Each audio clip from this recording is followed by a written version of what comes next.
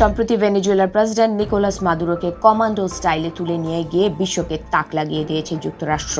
সেই সঙ্গে একটি স্বাধীন দেশের প্রেসিডেন্টকে এভাবে তুলে নিয়ে যাওয়ায় আলোচনাও কম হয়নি। তবে এত কঠোর নিরাপত্তা বেষ্টনী ছাপিয়ে কিভাবে মার্কিন সেনারা প্রেসিডেন্ট প্যালেস থেকে মাদুরোকে তুলে নিয়ে গেছে তা নিয়ে সবচেয়ে বেশি কৌতূহল ছিল। তবে মাদুরোর আটকের ঘটনার কয়েক সপ্তাহ পর এবার বেরিয়ে এলো চাঞ্চল্যকর তথ্য। মাদুরোকে তুলে নিয়ে যেতে যুক্তরাষ্ট্রকে গোপনে হাত মিলিয়েছিলেন তারই ঘনিষ্ঠ ডেলসি রদ্রিগেজ ও তার ভাই। তাদের বিশ্বাসঘাতকতাতেই ঘটেছে এমন কাণ্ড। প্রভাবশালী ব্রিটিশ সংবাদ মাধ্যম দ্য গার্ডিয়ানের অনুসন্ধানে উঠে এসেছে ক্ষমতার অন্দরমহলের সেই গোপন কূটনৈতিক যোগাযোগের চাঞ্চল্যকর বিবরণ। গার্ডিয়ান বলছে, ভেনেজুয়েলার প্রেসিডেন্ট নিকোলাস মাদুরোকে যুক্তরাষ্ট্র আটক করার আগেই নাটকীয় এক গোপন সমঝোতা হয়েছিল ওয়াশিংটন ও কারাকাসের শীর্ষ নেতাদের মধ্যে।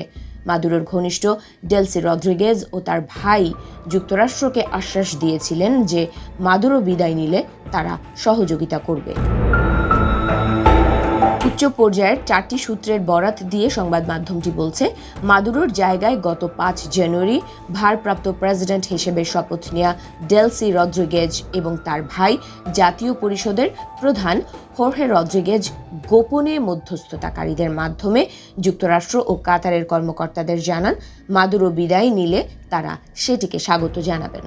গার্ডিয়ানের অনুসন্ধানে বলা হয়েছে, ডেলসি রদ্রিগেজ যখন মাদুরোর ভাইস প্রেসিডেন্ট ছিলেন তখন থেকেই মার্কিন কর্মকর্তাদের সঙ্গে তার যোগাযোগ শুরু হয়।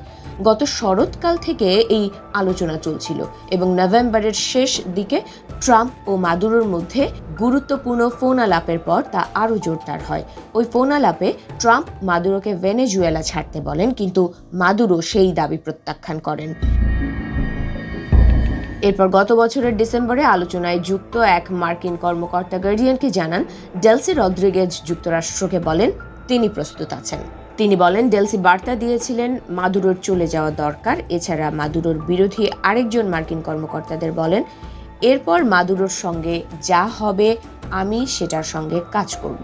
সূত্রগুলো জানায়, প্রথমে ট্রাম্প প্রশাসনের পররাষ্ট্রমন্ত্রী ও জাতীয় নিরাপত্তা উপদেষ্টা মার্কো রুবিও সরকার পক্ষের লোকজনের সঙ্গে কাজ করতে অনাগ্রহী ছিলেন। তবে পরে তিনি বিশ্বাস করতে শুরু করেন মাদুরোর বিদায়ের পর অরাজকতা ঠেকাতে ডেলসি রদ্রিগেজই সবচেয়ে কার্যকর পথ। আর তাই মাদুরোকে আটক করার আগে ডেলসি ও হোর্হে রদ্রিগেজ যে সহযোগিতার আশ্বাস দিয়েছিলেন সে তথ্য আগে প্রকাশ করা হয়নি।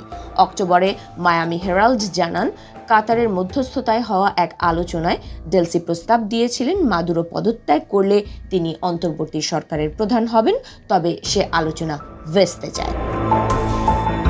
তবে শেষ পর্যন্ত ডেলসি রদ্রিগেজকে বশ করতে রাজি হয় যুক্তরাষ্ট্র।